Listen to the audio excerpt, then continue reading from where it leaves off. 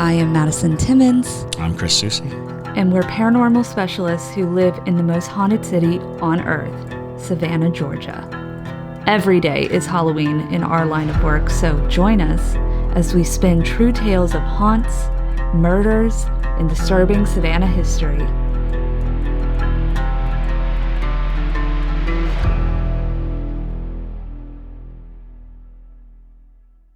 I'm Madison. I'm Chris. And welcome to the most haunted city on earth. It's JT with some very exciting news. Starting Sunday, March 12th, we will be live streaming for Parajunkies. This means many of the episodes and Parajunkie exclusives will be streamed via a private link that'll be available in Patreon. We're excited to try this out, and if you aren't a Parajunkie yet, we hope you make the decision to join our family. Hello and welcome back to another episode of The Most Haunted City on Earth. My name is Madison Timmons. I'm Chris Soucy. And I'm JT Timmons. And today we are back with another episode of Ghostmail. Woo-woo! You got Ghostmail. We've got Ghostmail. All right, before we do, I want to thank a couple patrons, couple of new patrons. Yeah. All right, so I'd like to thank Dolce Maria, Alexandra Lynch, and Frankie Westbury. Thank y'all so much for becoming Parajunkies, and we are super excited for Parajunkie Day. Also, go ahead and like, subscribe, share this podcast with everyone you know who you think would like it, because, you know, we're just constantly wanting to grow our audience. But y'all have any announcements before we jump right into it? I don't have much, but I am going to be selling my witchy jewelry online now. I've got countrywitchco.com officially up and running.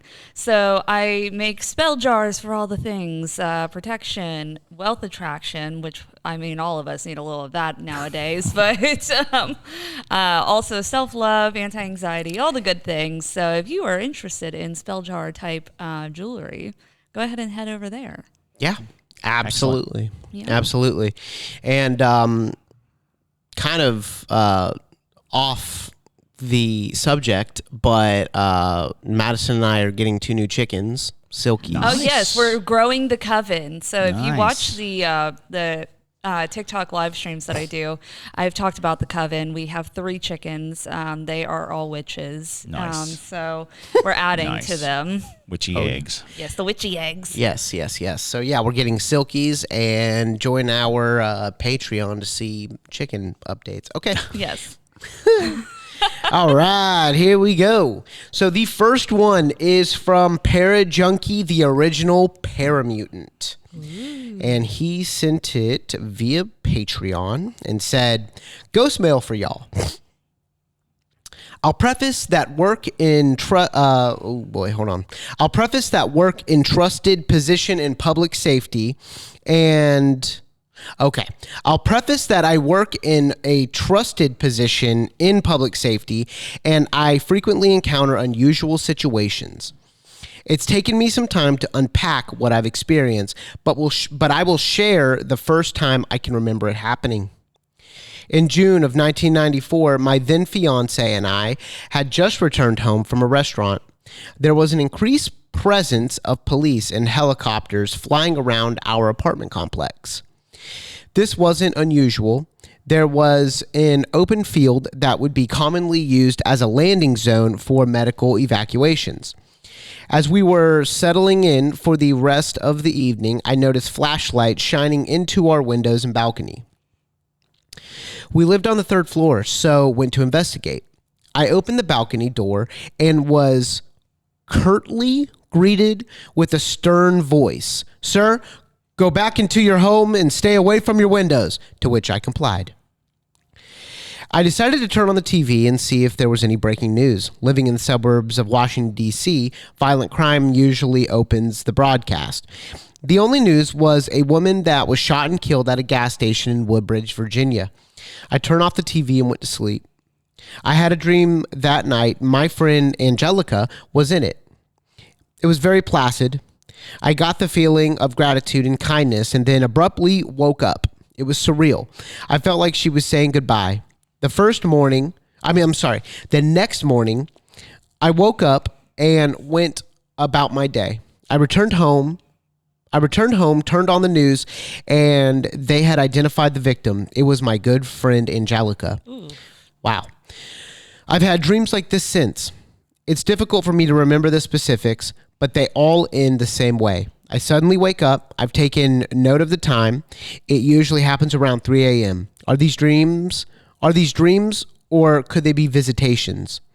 I also have periodic episodes of deja vu, and it's hard for me to believe these episodes are related, but it's difficult to ignore. They have been incidents while on duty. I'd be sound asleep, then wake up, and within moments, a tragic event would unfold. What's your theory given what I've shared? Is it just a coincidence? I wouldn't personally say it's just a coincidence. Actually, you should reach out to your fellow parajunkie, Ashley Werner, because it sounds like you both kind of had that claircognizant sort of abilities, where basically it's not necessarily prophetic dreams, but you are able to connect with the spirit world through dreams. So a lot of times, people who are sensitive to that, they kind of tend to be the first ones that the loved ones will reach out to when they pass.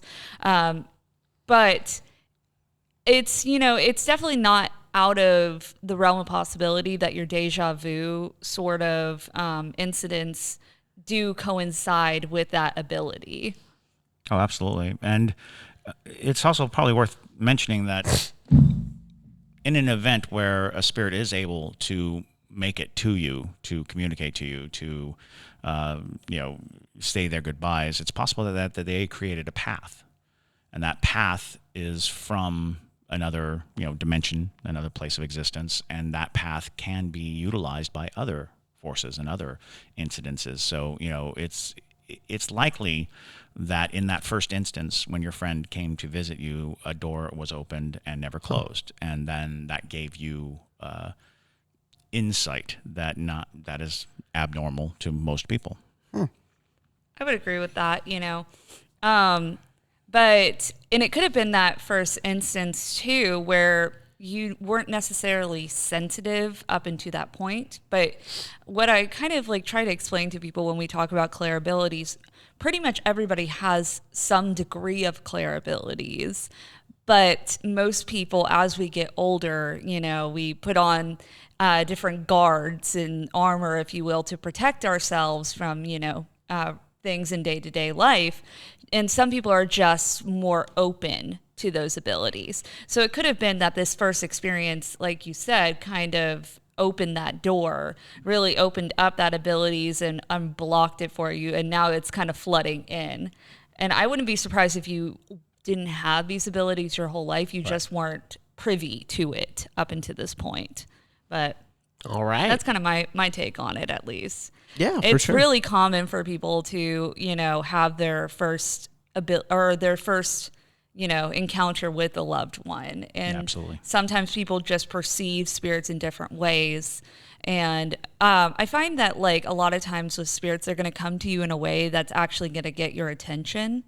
And so that's why, some people say I have dreams where I have things come true and whatnot, but I've never seen a ghost or I've never heard a ghost. And I'm like, well, it's probably because they know that you're not going to acknowledge that certain form of connection versus myself. They know I need somebody to kind of slap me in the face and stop me in my tracks for me to acknowledge them. Right. So, it's a little bit different for every single person. All right. Thank you, the original Paramutant. Yes. That was very, very interesting, slightly frightening story. All right, here we go. Abigail. The next one comes from Abigail Wilsey. A couple spooky stories. Hey guys, I love the show and couldn't resist the opportunity to send a couple of terrifying stories I've experienced / been told over the years. To start, I've always been susceptible to spirits and energy. Most of my experience manifested in dreams or nightmares. My family owned property on a lake near Missouri / Arkansas border. during one of our weekend visits to the lake when I experienced the most disturbing nightmare I've ever had. Keep in mind, I was only 7 years old when it occurred. In my dream, I was lying in my bed, and my dream self was woken by a faint tapping on the window. You've experienced this, Madison. It grew louder and louder until the window finally shattered, and I saw the strangest entity enter my room. It was a floating, massive ram's head with piercing red eyes. Oh. The sight alone was menacing, but the energy this thing gave off felt so dark and heavy, like drowning in tar. Wow, poetic. It approached me, and I blacked out, still in the dream. When I woke, I was sitting in the back seat of our family car and was forced to watch the ram murder both my sister and my mother in front of me. Good Lord. My father had made it to the car, and when I looked at him, his eyes and the eyes of the demon were the same. The second story I have for y'all is my husband's. My husband and I went to high school in a small town near Springfield, Missouri. Most of the Ozarks were inhabited by many Native American tribes in our area, and I believe it was the Osage tribe. I will go ahead and say, let's actually talk about the ram, because it looks like these are different stories. Yeah. So yeah, what do you think about the ram? So I definitely think it's something in the realm of that catch-all of demonic entities, because a lot of times, demonic entities present in different forms. There's a whole slew of different presentations that they can give. I am trying to think of one in particular that would have presented as a ram, but usually the energy that comes off with them does, kind of lean into that side of just suppressing energy. Yeah, there are several entities, and the ram's head is a long time image or icon for the devil. It most certainly has the demonic resonance, and a lot of people, if you go back far enough, you start to realize that as cultures advanced, they were realizing the practices of other cultures and start demonizing those and start saying that, these pagan practices are evil, and sacrificing rams was a big part of early communions with God and communions. And as we move forward, we start to recognize that action, that decapitation of a ram or these things, or the ram's head, suddenly became symbolic of a relationship with the supernatural, or the relationship, you certainly see it in a lot of art. If you look up, again, to avoid names, if you look up pictures, you'll see many pictures, most famously of a ram-headed man sitting with his hands one up and one down. That is classic demon imagery. And intriguingly enough, the concept of the ram bursting into your house, killing your family, and then seeing the ram's eyes in your father's eyes, almost very disturbing. Becomes this very disturbing tale of fear and horror. So yeah, I could see where just by imagery alone, you're dealing with something that your own mind is placing as demonic. Sure. If you encounter something dark, we oftentimes mask over the darkness with our fears and with our imagery of fear. So that is, someone coming into your house and doing damage. It could easily be a nightmare about a home invasion that you then ascribe to this evil thing that you recognize as the ram's head, image. However, you can't dismiss that it is a centuries-old depiction of the devil. Yeah. But I do find it curious that you had this dream when you were 7, because, at least, I don't know what you were reading or watching when you were 7 years old, but most children aren't aware of iconography like that, or, You can casually come by it because it's common True. enough. Yeah. You know, it's common enough to be like, what's that? Oh, it's the devil. You know, Yeah, you something can see like a candle just in a gas station type of deal. Kind of, yeah. Not to discount that there's something strange going on. It's just we are hyper perceptive and we don't realize it. We don't realize how influenced we are by the things we see. You know, you could literally be, you know, scrolling through the TV channel and seeing something for a brief flash or something to that effect. Sure. I remember there used to be a commercial on TV they did the Passion Play in Savannah, you know, the death and resurrection of Jesus. And the last frame of the commercial was a Roman centurion holding the bloody body of Christ. Oh, wow. And it was, you know, a pretty provocative picture, but it was just one of those things that just kind of passed by evenly. Well, my child was like 3 years old, so she was 3 years old, and it just lodged in her head that, you know, there was this superhero that had this bloody person. And she kept saying superhero. I don't want the superhero. I don't want to see the superhero. Don't show me the superhero. And I was like, I have no idea what you're talking about. You know, I tried to figure it out. And then finally, it was because VeggieTales, there's a superhero that Larry is. Larry the Cucumber, and he wears what looks like a Roman centurion helmet. I think I know exactly what you're talking about. Yeah. Yes. Yeah. She equated that helmet with being a superhero, and then the image of this Roman centurion holding a bloody body freaked her out so much, but she couldn't figure out what the story was by looking at it. So she was like, why is that superhero, you know, carrying a bloody person? That's such an interesting look into media and how we and how it just flashes by. Things are made for kids and then things are made for not kids and how that can mix. That's actually really wow. Yeah, I mean, for the first time, I think my mind did not go to demonic at all, and y'all's did. Like that, never happens. I went to Native American immediately. Oh, sure. I thought I was thinking Native American all day when it came to the Ram's Head and all of that stuff. I didn't know if they were on maybe land that they weren't supposed to be on or something like that. Well, I mean, you can really go down a multitude of rabbit holes with that, because then you can get into, you know, if it is land that they're not supposed to be on, it could be, you know, a shaman's power animal or, you know, things of that nature, a defensive kind of entity that's there to protect the shaman or the people, you know. Mm-hmm.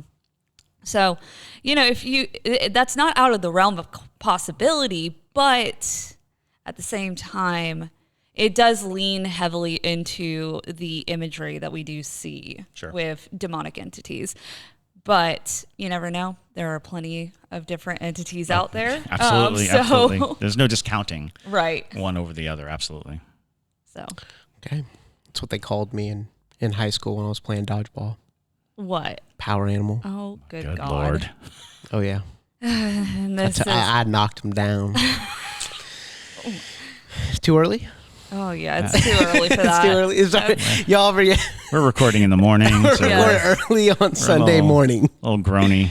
Yeah, it's been a long week, y'all, and JT's making it feel way longer right now. I'm a morning person. They aren't. You know. Not even a little. All right, let's get on to the next one. I'm gonna start it over. The second story I have for y'all is my husband's. My husband and I went to high school in a small town near Springfield, Missouri. Most of the Ozarks were inhabited by many Native American tribes. In our area, I believe it was the Osage tribe. My husband has always been a hunter, and one season, as he was minding his business in his tree stand, he observed something that still spooks him to this day. With his own eyes, he watched a coyote walk out of the tree line, stand on its back 2 legs, and cry for help in a human voice. No. You're like, oh, go on. He said no. And she asked, Skinwalker? That's the second one. So we you know, it sounds very Skinwalker-esque. I mean, you're right there. You're right in the heart of it all. Yeah, absolutely. So the coyote, like, I guess, screamed for help, like, in English. Is what it, like, help. Right. Right. Like, it wasn't like a husky where it's like, "Wow, wow, wow." Right. In a human voice. Yeah. Right. Because I always see husky, but for some reason I'm fed on my feeds like husky videos Just nonstop, husky content. and I don't like I watch them, so that's why they keep providing it all. And I'm not even I love all dogs, but like, huskies are. Huskies make a crazy sound. They do make a coyotes crazy. make crazy sounds. So that's what I was There's thinking. a lot of sounds but if you scream that help, could have been, and depending on distance, depending on what kind of vocalizations it was making, why it was standing on two legs, That's bizarre. I don't want to venture a guess to. But that's strange. We'll just put that right in the strange category. yeah, y'all remember? God, it reminded me of Antichrist, the movie. Yes. Willem Dafoe. Willem Dafoe, Lars von Trier Right. directed it, and one of my favorite scenes in like any horror film ever is when the fox is like, "Chaos reigns." Yeah, I right. JT quotes that I do frequently. I do. Like, seriously, if I was like the lead singer of a metal band, I would literally get that tatted on my neck. Chaos reigns. That's so fire. But anyway, yes, Chaos reigns. That's what that reminded me of, because like Yeah. he says Good it album in cover. Chaos reigns, Chaos right? Reigns. Heck yeah. But yeah, well, if you're a musician, please feel free to take that one. Yeah, for sure. But I've been like on the side of Skinwalker. I mean, that sounds pretty like on par, considering that you're in the area and the animal is behaving in a human-esque sort of way, and the voice thing, like. Yeah, you put all those elements together. Sure. Right. I mean, like, usually if an animal is making an odd noise, you can still decipher a lot of times, like, that's still most likely an animal. It's weird to be able to say, like, it sounded like a human voice saying help, because, like, our Schnauzer makes weird noises. Yeah, he goes, but like, like I a know husky. that a little bit. Yeah, he just like can't control the noises that come out of his mouth. But He like, gets so excited. he does. But like, the point being, the reason why I bring that up is like, I can hear that and know, like, you're just an odd little thing, like you're a weird little creature. But I've never once heard an animal make a weird noise and been like, that sounds human.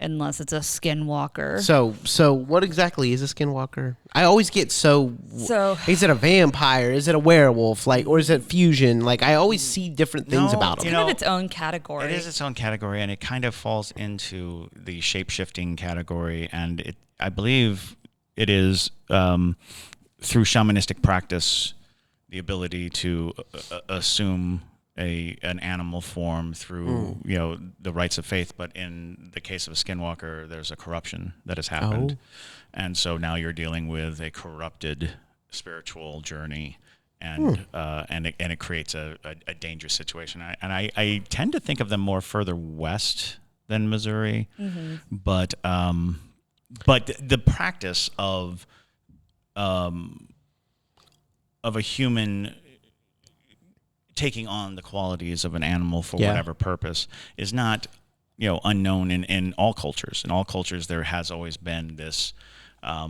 this concept or construct of humans that can take on animal forms through dedication, practice, ritual, whatever. And in many cases, it is about finding some divine, good and communing with nature. But once it becomes pointed, once it becomes a dangerous thing, and I know that there are people out there who are going to be like, "Don't say it, don't say the name." Skinwalker is not the name. It is a several times translated and somewhat amalgam thing that we've come up with, and that's true of a lot of the words that we're like, don't say the word. It's like, well, it's not really the word. It's Right. we're removed from the word. It is, however, very very volatile spirit, and it and it has gained far more reputation, more reputation than examination, I should say, because I'm not overly familiar with it. I know it as a glossed over term that we've kind of come, relatively aware of as a society, certainly in paranormal circles. So if there are Native Americans who could clarify, absolutely, please do. For sure. Because, like I said, that's my understanding of it. It's not. It's certainly not concrete. Right. We don't focus heavily into those types of entities. We dabble in a lot of other things, but there's also just so much information to soak in when it comes to paranormal. Sure. It's and you'll when never you're talking be about able to, like indigenous peoples, right? That's a whole and rich and wonderful tradition of many separate and instant. They're not. You can't put them all under the same umbrella. The Apache do not have the same as the Cherokee. The Osage do not have the same as the Chippewa. The stories are not universal to the indigenous peoples. Each tribe experienced nature in their own way and honored it in their own way. And while there are, of course, similarities, there are drastic differences as well. And it's also closed practices. So yes. There's a lot of information that if you're not a part of that tribe, you will never and probably nor should you. Get access to. Whenever Madison and I go to metaphysical shop, which is actually quite often because of who she is, I'm like going throughout at least several times when we're in the metaphysical shop and Madison's looking at like different stones and herbs and everything. I'm always grabbing something that's just not for me.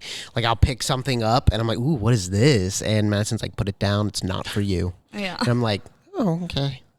But it looks cool. But it looks cool. Well, JT likes, things that are honestly, you should talk to a hoodoo practitioner because he loves stuff that are utilized for hoodoo practitioners, which is a closed practice, and it's good to acknowledge and admire things from afar. Sure.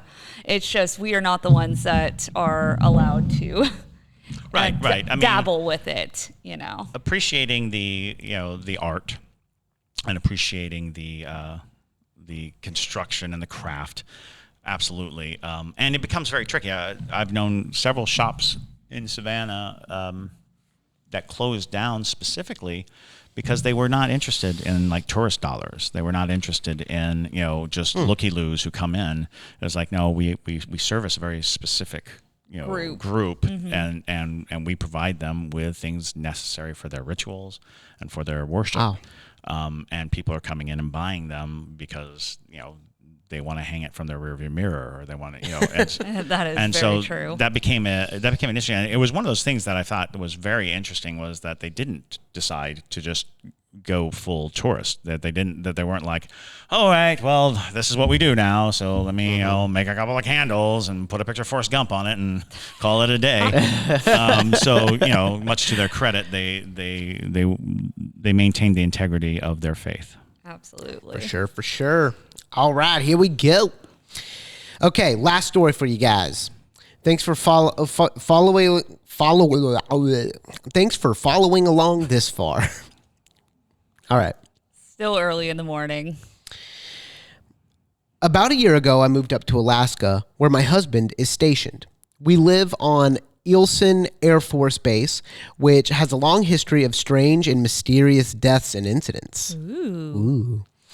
Not long after I moved up here, we went out with a couple of buddies who still lived in the barracks. During the conversations, they referenced a woman named Tammy. When I asked who Tammy was, one of the airmen looked me dead in the eyes and said it was his sleep demon. Obviously, I had to know more.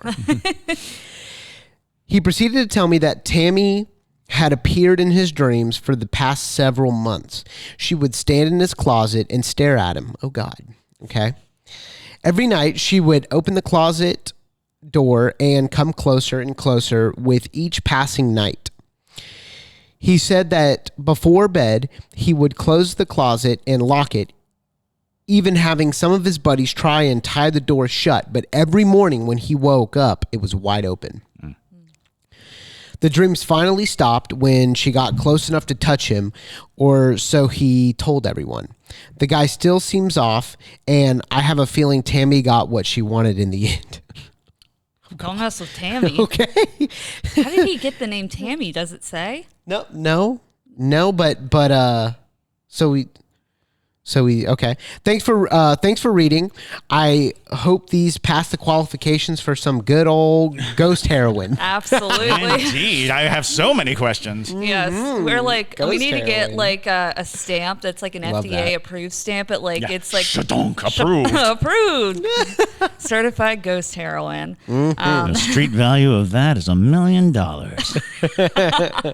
But I feel like that is like very classic kind of succubus activity right there. And you know, when you get into those types of entities, it can get a little shameful because of the types of attacks that they are classically known for. We've talked about a few succubi Yes, type we have encounters that people have had. And that's not to say that it is exactly that, because I mean, obviously we're getting like a very like small dose of what this person encountered, but you know, something that is constantly threatening you while you're sleeping, watching you in that way, actively trying to engage with you, that's a lot of times the beginning stages of an entity in that realm. Sure. And what freaked me out about all of that was the ending when she said he still seems a little off. Well, Or he seems a little So off. there is I'm like, something- bruh. and it's funny because it was kind of portrayed in the Insidious movie. Oh, If you watch the Insidious movie, it's fun that we always go back to movies. We always go back in the to the Insidious scene. movie. There was a woman, a dark woman in black, and it was getting closer and closer to the main character as he was a child. So his mother hired a medium to create some protection for him, so that because it was getting closer and closer and closer, and if it touched him, it would possess him. That story is a watered down version of a lot of accounts that what a spirit really needs is access to you, physical access. If it touches you, then it can live in you like a parasite. It lives in that parasitic realm, which could be an entire manifestation, like a person being taken over completely by a spirit. And now the spirit is just like, driving the body, or it could just be a passenger. The spirit enters your body and lives kind of vicariously through you, all the while feeding off of your energy. That sounds closer to it because of the abrupt stop of the dreams. That's a good point. By saying that the dreams stopped abruptly when it was close enough to touch, suggests that it got what it wants. It got what it wanted, and that raises the question: what did it want? And I know we say this all the time, but a lot of spirits just want to be alive. A lot of spirits just want the chance at life again. And very powerful and potent spirits kind of understand that the best way for them to be alive again is to inhabit the human form, the human body. That's how dolls get possessed. That's how these spirits are trying their best to assimilate a life, to create a scenario in which they are alive again. And so, that almost sounds like the story of a possession of, the early stages. And now this person may very well be possessed. And that might be a part of what you determine is off about him. That thing that you feel might be off is that he's got a hitchhiker, that he's got a spirit on him, or the worst case scenario is the spirit is in full control and he is gone. The spirit has absorbed him and is now like basically murdered him. Basically, and feeding off of his memory so that it can carry out functions without being discovered. I think that sounds demonic. And we talk about that too. Is a human absolutely can become what we term as demonic when they lose their empathy, when they lose their humanity. Alex Murdaugh. That is a demon. Yes. And that's one of those clear signs, is like when you have abandoned your empathy, when you've abandoned everything in pursuit, and even if that pursuit was good at one time, even if you were a good person and you died and your spirit was here and you were like, I just got to be alive again. The moment you start to disregard humanity, you're a demonic presence. You now have all of the qualities of a demon. And I actually dare say a human is far more capable of evil than any demon is, because demons are not human. That is something that has to come back around over and over again, which means that in their mind, they are not defying good to do what they do. They are doing what they do because that's who they are. That's what they are. Humans understand good and evil. As a matter of fact, that's the whole point of humanity. If you go all the way back to the earliest stories, I mean, Adam and Eve, the tree of knowledge, blah, blah, blah, blah, the knowledge of good and evil. Once you know the difference between good and evil, you are capable of doing evil because you are denying good. So it becomes one of those issues that you really have to wrestle with, is that we are designed with a capacity for good and evil. And we are far more evil than any demon, because a demon does not have a choice between good and evil. And for that matter, most celestial beings, as we understand them, don't have choices. They are what they are. We, on the other hand, given free will, as the grand experiment of existence, we can make these choices. And when we are spirits and we are choosing our desire over other people's welfare, what we want over the safety of others, what we want over the comfort of others, that is demonic. All righty. We got one more. And let's see. This comes from Brandon Raplitz. And it includes a photo. Ooh. Oh, yeah. All right. I'll show you the photo after, or Okay. if it mentions the photo in the story. All right. Hey, just wanted to see what y'all think about this. Was taken with no flash, and we looked back on the pictures and was just a little freaked out. There has been some weird stuff that's happened on my property, and for a little backstory, there was a woman who was a vet that lived on my property a long time ago, and she went very depressed, ended up killing herself with horse tranquilizers. There has been multiple occasions where me and a few other family members have heard very dim old country music outside. Ooh, that's creepy. And also have smelt cigarettes, almost like someone was smoking in the house. My mom is actually seeing a old couple in our front yard, also very creepy. In our front yard only a couple of times, but enough to know that they are here. But one encounter, I don't know what that means, but one encounter that really sends chills down my spine is one night around 2 a.m. I was walking from one side of my property to go back inside and had this overwhelming feeling like someone was watching me, but didn't think anything of it. So I kept walking, and a few moments later, I hear something run up behind me. I immediately turned my head to see what it is, and nothing was around me. It sounded like it stopped at least a foot behind as I turned my head. That was really the only scary encounter where something has tried scaring you or make themselves known like that. I just thought to share this with y'all and just see how y'all think about it. Also, I get really interested in y'all's videos and love all the stories sent from my iPhone. Thank you. Yay. Thank All you. right. Awesome, Brandon. I'm sorry, where and was here's this? I the missed. Yeah. Yeah, I didn't catch a place. It's his property, but I don't Oh, see. Yeah, it's his Yeah, I was property. like- yeah, But I don't think. Yeah, he didn't include a location. geographical location. Okay. But here's the photo, y'all. Let me go ahead and turn the brightness up for you. I'll put it on the YouTube. It looks like Florida. I'll tell you that right now. Yeah, I would reckon, it does kind of look like Florida. I actually guarantee it's Florida. Florida's very haunted.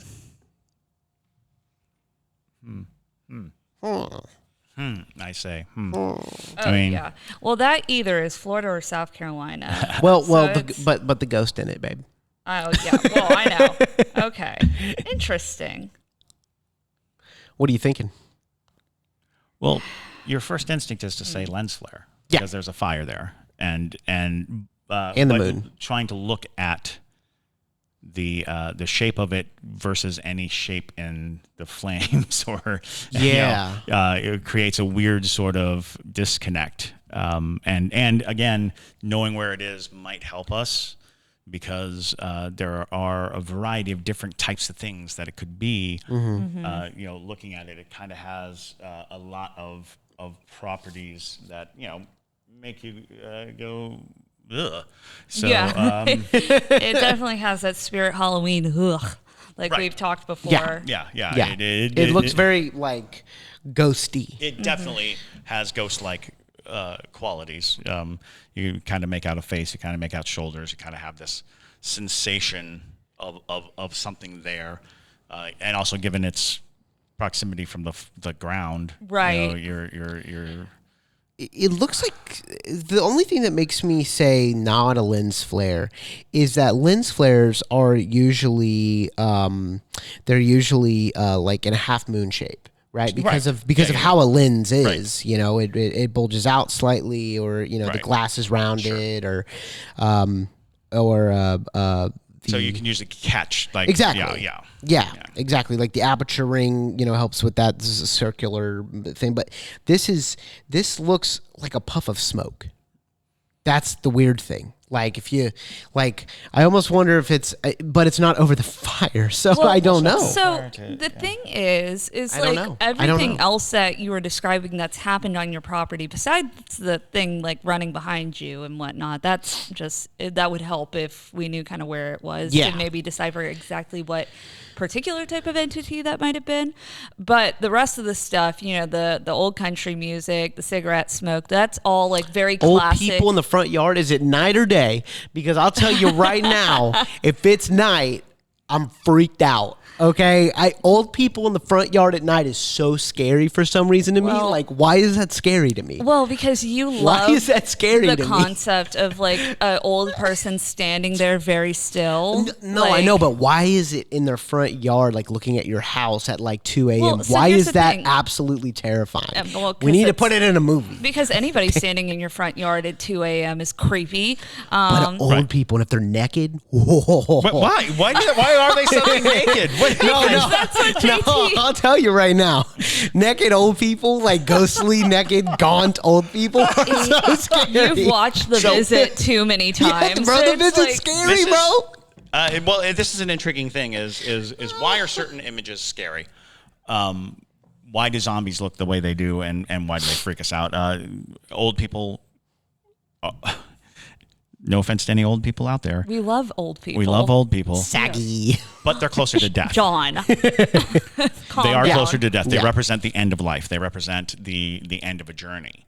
And so while, daylight, happiness, sitting in a rocking chair, all that good stuff, you put them out of context. You put them, in Yeah. the middle of the night, Yeah. standing, and for whatever reason, naked. Well, just naked is like scary. Well, naked is scary. Anybody- If a Naked is scary. person is standing out in front of your house at 2:00 in the morning, it's scary. That's exactly. That's fair. But the added, because also children, very scary. They are also very closely linked to a time when things didn't exist. A child is very close to non-existence. They didn't exist just a short time ago. They Yeah. came from the void. They came from the darkness. They are closely related to what we would consider to be death, as are very old people. So you want that perfect midlife meet of life. I think standing in your yard naked. Yeah. I think media has definitely influenced my newfound fear of elderly like people? no old people. I love old people. Everyone knows, like, not everyone knows. Everyone knows I love old people. No, but I do. They don't scare me at all in normal time, like in normal daytime. But if they're like The Visit is what I'm talking about. If you've seen The Visit, M. Night Shyamalan, The Visit, sure. oh Yeah, my God. that's okay, just that is so freaky. scary, where she's like running up and down the hall, scratching on the door. She's naked. It is freaky. And so that's definitely something that has made me kind of like get freaked out about that. But have you seen The Grave Dancers? Like the 8 films to die for, The Grave Dancers. Yeah. Do you remember the sadist, the old man who's the sadist and loves torturing the woman? Yeah. Yes. Yo, that made an impact on me, because I was like, Clearly. like Grave Dancers is like Grave one of my Dancers had favorite such horror amazingly films. designed spirits too. If Amazing. you ever get a chance to look Amazing. at it, the designs, they were almost cartoony, but in the most horrific way. You know, They were scary. They did some amazing alterations to physical form, which again is something that really freaks us out. You know, to see Yes. the alterations of physical form, such as aging. Aging does alter your physical form. So does you Mm-hmm. know, being young. You're like, you're going to stretch out of that. That's weird. You know, it's, It's true. But yeah, just to clarify, But love old people. Yes. You know, it's just in certain situations, like about anything. I mean, like, you know, a True. 20-year-old guy could be scary in certain situations. or- absolutely.